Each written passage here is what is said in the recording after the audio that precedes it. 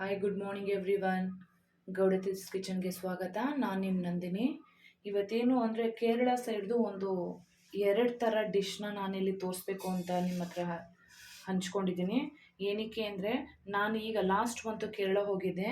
ಅಲ್ಲಿ ಎರಡು ಥರ ಫುಡ್ಡನ್ನು ಟ್ರೈ ಮಾಡಿದೆ. ಈ ಎರಡು ಥರ ಫುಡ್ಡು ಕೂಡ ತುಂಬಾ ಚೆನ್ನಾಗಿತ್ತು. ಅಂದರೆ ಒಂದೇ ಒಂದೇ ಕಾಯಿ ಬಟ್ ಎರಡು ಥರ ಡಿಶ್ಶು.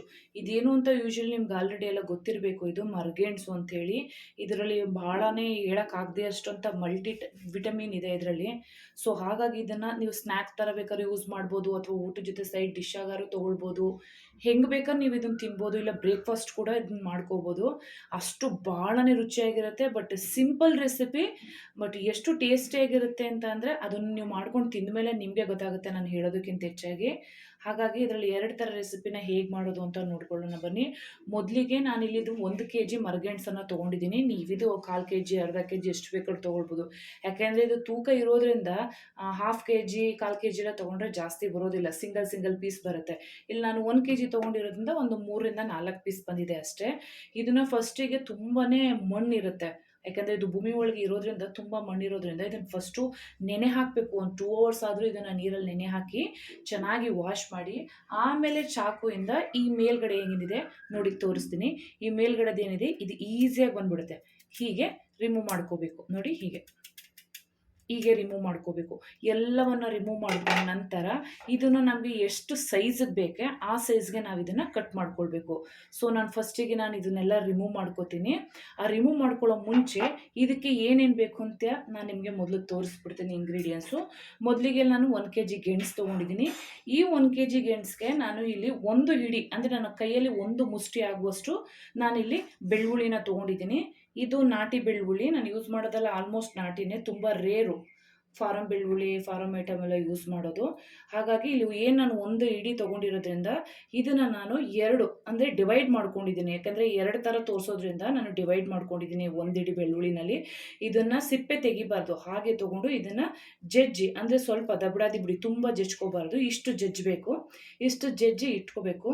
ಒಂದು ಡಿಶ್ಗೆ ಮಾತ್ರ ಕರಿಬೇವಿನ ಸೊಪ್ಪು ಯೂಸ್ ಮಾಡ್ತೀನಿ, ಇನ್ನೊಂದು ಡಿಶ್ಗೆ ಯೂಸ್ ಮಾಡೋದಿಲ್ಲ. ಒಂದು ಡಿಶ್ಗೆ ಪೆಪ್ಪರು ಅಂದರೆ ಕರಿಮೆಣಸಿನ ಪುಡಿ, ಇನ್ನೊಂದು ಡಿಶ್ಗೆ ಖಾರದ ಪುಡಿ ಅಂದರೆ ರೆಡ್ ಚಿಲ್ಲಿ ಪೌಡರು. ಇದು ಇಷ್ಟು ಇಂಗ್ರೀಡಿಯೆಂಟ್ಸು, ಜೊತೆಗೆ ರುಚಿಗೆ ತಕ್ಕಷ್ಟು ಉಪ್ಪು ಮತ್ತು ಇದಕ್ಕೆ ಬೇಕಾದಷ್ಟು ಎಣ್ಣೆ. ನಾನು ಹೇಗೆ ಮಾಡೋದು ಅಂತ ತೋರಿಸ್ಕೊತೀನಿ. ಮೊದಲಿಗೆ ನಾನು ಇದನ್ನೆಲ್ಲ ರಿಮೂವ್ ಮಾಡಿಕೊಂಡು ಕಟ್ ಮಾಡಿ ತೋರಿಸ್ತೀನಿ ನಿಮಗೆ ಯಾವ ಸೈಜಲ್ಲಿ ಇರಬೇಕು, ಹೇಗಿರಬೇಕು ಅಂತ. ನೋಡಿ, ಈಗ ನಾನು ಇದನ್ನು ನೀಟಾಗಿ ವಾಶ್ ಮಾಡಿಕೊಂಡು ಈ ಸೈಜಲ್ಲಿ ಕಟ್ ಮಾಡ್ಕೊಂಡಿದ್ದೀನಿ. ನೀವು ಬೇಕಾದ್ರೆ ನಿಮಗೆ ಯಾವ ಥರ ಸೈಜ್ ಬೇಕೋ ಆ ಸೈಜಲ್ಲಿ ತೊಗೊಳ್ಬೋದು. ನಾನೀಗ ಇಷ್ಟನ್ನು ಕಟ್ ಮಾಡಿದ್ದೀನಿ.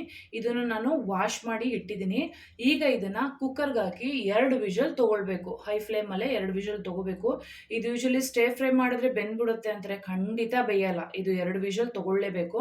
ನಾನು 2 ವಿಷಲ್ ತೊಗೊಂಬಂದು ಹೇಗೆ ಬೆಂದಿದೆ ಅಂತ ನಿಮಗೆ ತೋರಿಸ್ತೀನಿ.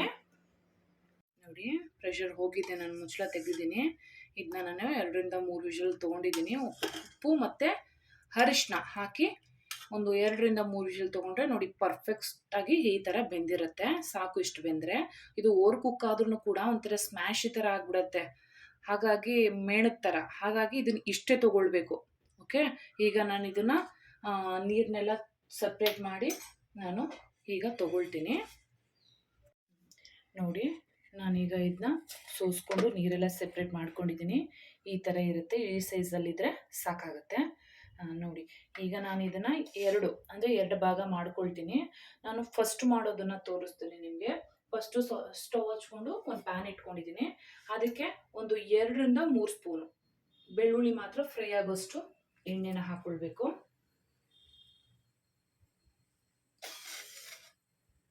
ಫಸ್ಟು ನಾನು ನಿಮಗೆ ಪೆಪ್ಪರಲ್ಲಿ ಮಾಡುವಂಥದ್ದನ್ನು ತೋರಿಸ್ತೀನಿ, ಅಂದರೆ ಪೆಪ್ಪರ್ ಫ್ರೈ ಮಾಡೋದನ್ನು ತೋರಿಸ್ತೀನಿ.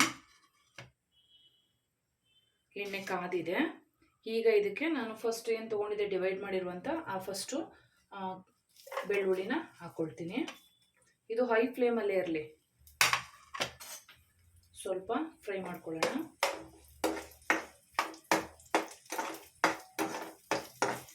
ಬೇಯಿಸ್ಕೊಂಡ್ಬಿಟ್ರೆ ಕಟ್ ಮಾಡೋದೇ ರಿಸ್ಕಿ. ಕಟ್ ಮಾಡಿ ಬೇಯಿಸ್ಕೊಂಡ್ಬಿಟ್ರೆ 5 ನಿಮಿಷದಲ್ಲಿ ಆಗುತ್ತೆ, ಜಾಸ್ತಿ ಏನು ಟೈಮ್ ತೊಗೊಳ್ಳೋದಿಲ್ಲ ಇದು.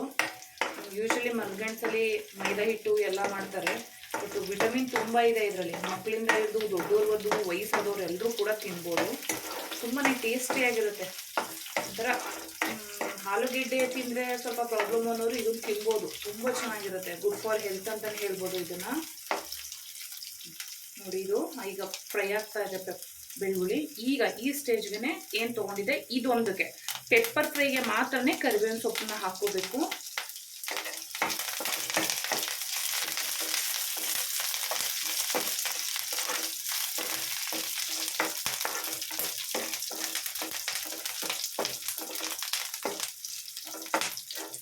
ಬೆಳ್ಳುಳ್ಳಿ ಇದು ಸ್ವಲ್ಪ ಬ್ರೌನಿಷ್ ಬರಬೇಕು, ಅಂದರೆ ಘಮ ಬರುತ್ತೆ, ಸ್ವಲ್ಪ ಕೆಂಪಗಾಗುತ್ತೆ. ಸ್ವಲ್ಪ ಗೋಲ್ಡನ್ ಬರೋವರೆಗೂ ಫ್ರೈ ಮಾಡ್ಕೊಳ್ಳೋಣ. ಈಗ ನಾನು ಆಗಲೇ ಬೇಯೋಕ್ಕೂ ಸಾಲ್ಟ್ ಹಾಕ್ಕೊಂಡಿದ್ದೆ, ಅದನ್ನು ಕೂಡ ಈಗ ಬೆಳ್ಳುಳ್ಳಿ ಮತ್ತು ಅದಕ್ಕೆ ಅರ್ಧ ಟೀ ಸ್ಪೂನಷ್ಟು ಮಾತ್ರ ನಾನು ಸಾಲ್ಟ್ನ ಹಾಕ್ಕೊಳ್ತಾ ಇದ್ದೀನಿ. ಕಾಣಿಸ್ತಾ ಇದೆ ಅಲ್ವಾ, ಅರ್ಧ ಟೀ ಸ್ಪೂನು. ನೋಡಿ, ಅರ್ಧ ಟೀ ಸ್ಪೂನು ಸಾಲ್ಟ್ ಹಾಕ್ಕೊಂಡಿದ್ದೀನಿ.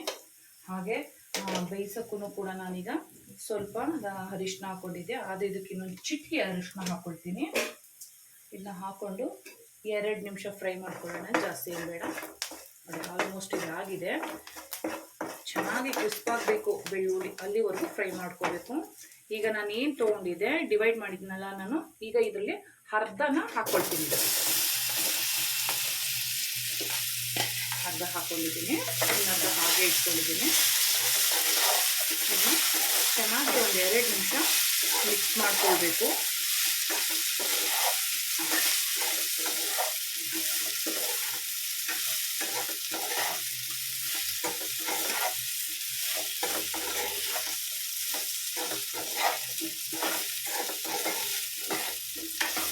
ತುಂಬಾ ಈಸಿ ರೆಸಿಪಿ, ಮನೇಲಿರುವಂಥ ಇಂಗ್ರೀಡಿಯೆಂಟ್ಸಲ್ಲೇ ಮಾಡ್ಕೊಳ್ಬೋದು.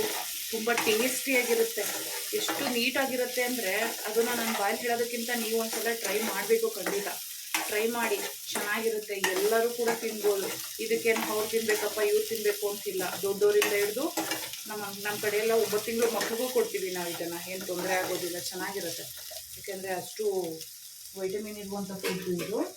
ಈ ಸ್ಟೇಜಲ್ಲಿ ನಾನೀಗ ಆಗಲೇ ನಿಮ್ಗೆ ತೋರಿಸಿದ್ನಲ್ಲ ಪೆಪ್ಪರ್ ಪೌಡ್ರು. ಈ ಪೆಪ್ಪರ್ ಪೌಡ್ರು ನಿಮ್ಮ ಖಾರಕ್ಕೆ ಎಷ್ಟು ಬೇಕು ನೀವು ಅಷ್ಟು ಹಾಕೋಬೋದು. ಇದು ನಿಮ್ಗೆ ಎಷ್ಟು ಬೇಕು ನಿಮ್ಮ ರುಚಿಗೆ. ಖಾರ ಕಮ್ಮಿ ತಿನ್ನೋರು ಕಮ್ಮಿ ಹಾಕ್ಕೊಳ್ಬೋದು, ಜಾಸ್ತಿ ತಿನ್ನೋರು ಜಾಸ್ತಿ ಹಾಕ್ಕೊಳ್ಬೋದು. ಈಗ ಗಾರ್ಲಿಕ್ ಪೆಪ್ಪರ್ ಫ್ರೈ ಅಂತ ಇದು ಕಾಣಿಸ್ತಾ ಇದೆ ಅಲ್ವಾ, ಎಷ್ಟು ಚೆನ್ನಾಗಿ ಬಂದಿದೆ. ನೋಡೋಕ್ಕೆ ಎಮ್ಮಿ ಆಗಿದೆ. ನೋಡಿದ ತಕ್ಷಣವೇ ಇಷ್ಟ ಆಗುತ್ತೆ, ಟೇಸ್ಟ್ ಮಾಡಲೇಬೇಕಪ್ಪ ಅಂತ. ನೀವು ಟ್ರೈ ಮಾಡಿ. ನೋಡಿ, ಇದು ಇಷ್ಟೇ. ಇದಕ್ಕೇನು ಜಾಸ್ತಿ ಏನು ಉಪ್ಪು ಖಾರ ಹಿಡಿಬೇಕು ಅನ್ನೋದೇನಿಲ್ಲ. ಆಟೋಮೆಟಿಕ್ ಆಗಿ ಗಾರ್ಲಿಕ್ ಪೆಪ್ಪರ್ ಫ್ರೈ ಆಗಿರೋದ್ರಿಂದ ಇಷ್ಟ ಆಗಿದ್ರೆ ಸಾಕಾಗುತ್ತೆ. ಸೊ ಈಗ ನಾನು ಇದನ್ನು ಪ್ಲೇಟ್ಗೆ ಟ್ರಾನ್ಸ್ಫರ್ ಮಾಡ್ಕೋತೀನಿ. ನೋಡಿ, ಗಾರ್ಲಿಕ್ ಪೆಪ್ಪರ್ ಫ್ರೈ ರೆಡಿಯಾಗಿದೆ. ಈಗ ನೋಡಿದ್ರಲ್ಲ ಮರ್ಗೆಣ್ಸಿಂದ ಯಾವ್ಯಾವ ಥರ ಡಿಶ್ ಮಾಡ್ಬೋದು ಅಂತ. ಇದು ಯೂಶ್ವಲಿ ಫಸ್ಟ್ ಟೈಮು ನಮ್ಮನೇಲಿ ನಾನು ಮಾಡಿದ್ದೆ, ತುಂಬ ಚೆನ್ನಾಗಿತ್ತು. ಸೆಕೆಂಡ್ ಟೈಮ್ ನಾನು ನಿಮಗೆ ತೋರಿಸ್ತಾ ಇದ್ದೀನಿ. ನೀವು ಕೂಡ ಒಂದ್ಸಲ ಟ್ರೈ ಮಾಡಿ ಹೇಗಿತ್ತು ಅಂತ ನನಗೆ ಹೇಳಿ. ಈಗ ನೆಕ್ಸ್ಟು ಇದೇ ಡಿಶಲ್ಲಿ ಅಚ್ಕಾರದ ಪುಡಿ ಅಂದರೆ ಚಿಲ್ಲಿ ಪೌಡ್ರಲ್ಲಿ ಯೂಸ್ ಮಾಡುವಂಥದ್ದನ್ನು ಈಗ ಇನ್ನೊಂದು ತೋರಿಸ್ತೀನಿ. ಈಗ ಅದೇ ಪ್ಯಾನ್ಗೆ ಸೇಮು 2 ಟೇಬಲ್ ಸ್ಪೂನ್ ಎಣ್ಣೆ ಹಾಕಿದ್ದೀನಿ. ಸೇಮ್ ಎಣ್ಣೆ ಹಾಗೆಯೇ ಎಣ್ಣೆ ಕಾದಿದ ತಕ್ಷಣವೇ ಬೆಳ್ಳುಳ್ಳಿ ಹಾಕೊಳ್ಳಿ. ಇದಕ್ಕೇನು ಕರಿಬೇವಿನ ಸೊಪ್ಪು ಹಾಕೋದು ಬೇಡ, ಅದು ಗಾರ್ಲಿಕ್ ಪೆಪ್ಪರ್ ಫ್ರೈಗೆ ಮಾತ್ರ. ಪೆಪ್ಪರ್ ಫ್ರೈಗೆ ನಾವು ಹಾಕ್ಕೊಂಡಿದ್ವಿ. ಇದು ಅಷ್ಟೇ, ಸ್ವಲ್ಪ ಗೋಲ್ಡನ್ ಬರೋವರೆಗೂ ಫ್ರೈ ಮಾಡ್ಕೊಳ್ಳೋಣ. ಇದಕ್ಕೆ ಅರಿಶಿನ ಮತ್ತು ಕರಿಬೇವಿನ ಸೊಪ್ಪು ಹಾಕೋದೇನು ಬೇಡ, ಜಸ್ಟು ಬೆಳ್ಳುಳ್ಳಿ ಮತ್ತು ಸಾಲ್ಟ್ ಹಾಕೊಂಡ್ರೆ ಸಾಕು.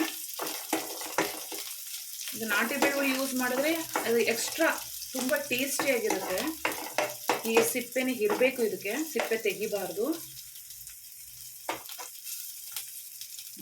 ಆಗಲೇ ಹೇಳಿದ್ನಲ್ಲ ನಾನು, ಅದಕ್ಕೆ ಈಗ ಸೇಮ್ ಅರ್ಧ ಟೀ ಸ್ಪೂನ್ ಸಾಲ್ಟನ್ನು ಹಾಕ್ಕೊಳ್ತಾ ಇದ್ದೀನಿ. ಹಾಕ್ಕೊಂಡು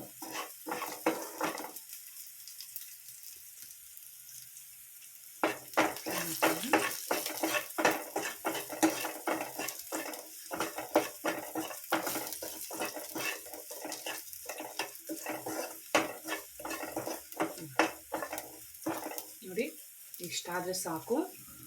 ಈಗೇನ ಕಮ್ಮಿ ಮಾಡಿಕೊಂಡು ಅಲ್ಲೇ ಬ್ಯಾಲೆನ್ಸ್ ಆಗಿ ಇಟ್ಕೊಂಡಿದ್ನಲ್ಲ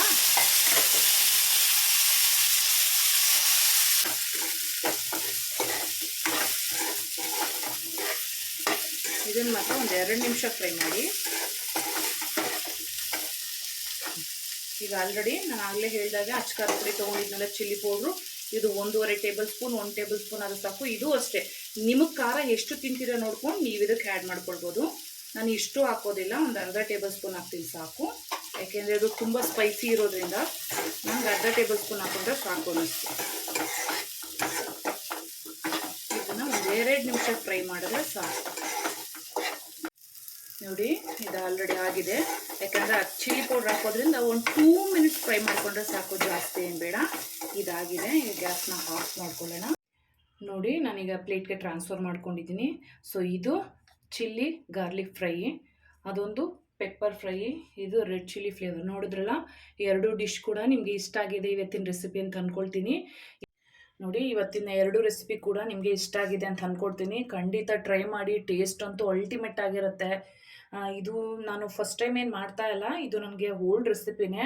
ಬಟ್ ಇದು ನಾನು ತುಂಬ ಟೇಸ್ಟ್ ಮಾಡಿ ತುಂಬಾ ರುಚಿಯಾಗಿತ್ತು, ಅದಕ್ಕೆ ನಾನು ನಿಮ್ಮ ಹತ್ರ ಶೇರ್ ಮಾಡ್ತಾ ಇದ್ದೀನಿ. ನೋಡೋದ್ರಲ್ಲ, ಒಂದೇ ಮರಗೆಣಸನ್ನು ಯೂಸ್ ಮಾಡಿ 2 ಥರ ವೆರೈಟಿಯಾಗಿ ಯಾವ ಥರ ಸ್ನ್ಯಾಕ್ಸು ಅಥವಾ ಏನು ಹೇಳ್ತೀರಾ ನೀವು ಅದಕ್ಕೆ ಹೆಸರಿಟ್ಕೊಳ್ಬೋದು, ರೆಸಿಪಿನ ಮಾಡ್ಬೋದು ಅಂತ ತೋರಿಸಿದ್ದೀನಿ. ಯಾರೆಲ್ಲ ಹೊಸ್ದಾಗಿ ನನ್ನ ಚಾನಲ್ನ ನೋಡ್ದೇನೆ ಹಾಗೆ ನೋಡ್ತಾ ಇದ್ದೀರಾ ಅವರೆಲ್ಲ ದಯವಿಟ್ಟು ಸಬ್ಸ್ಕ್ರೈಬ್ ಮಾಡಿ, ಶೇರ್ ಮಾಡಿ, ಕಮೆಂಟ್ಸ್ ಮಾಡಿ. ನಾನು ನಿಮ್ಮ ಕಮೆಂಟ್ಸ್ಗೆ ವೆಯ್ಟ್ ಮಾಡ್ತಾ ಇರ್ತೀನಿ. ನಾನು ನೆಕ್ಸ್ಟ್ ರೆಸಿಪಿಯೊಂದಿಗೆ ನಾನು ನಿಮ್ಮನ್ನ ಭೇಟಿ ಆಗ್ತೀನಿ. Until then, take care, bye ಬಾಯ್.